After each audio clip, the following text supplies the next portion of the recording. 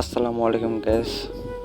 কিছুদিন যাবৎ টিকটকে একটা ভিডিও বারবার আসছে, সেটা হলো গিয়া দর্শক বিলাল ভাইকে ওমর ভাই একটা ভিডিওতে মনে হয় হালকা অপমান করছিল।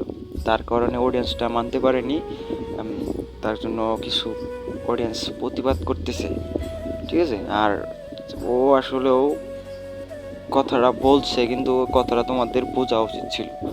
ওই জীবনে প্রতিষ্ঠিত হয়েছে কষ্ট করে, বুঝছো? কষ্ট করে প্রতিষ্ঠিত হয়েছে। একে এই ওই ওর কাছে সাপোর্ট চাও বা একটু সাপোর্ট করে হ্যান ত্যান কত কিছু কেন ভাই, এটা তোমার করা লাগবে না গিয়া।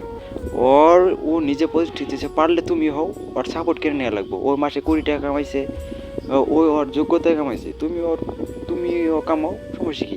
তুমি তোমার নিজের যোগ্যতায় কামাও, ওর পিস কি লাগে ধরা লাগবো? ও মাসে 20 টাকা কামাইছে, তুমিও কামাও, তুমি তোমার নিজের যোগ্যতায় কামাও রে ভাই।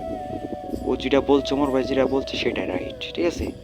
আর এসব নিয়ে আর খারাপ মন্তব্য করার কোনো প্রয়োজনই আসে না। ও যেটা বলছে সেটা রাইট।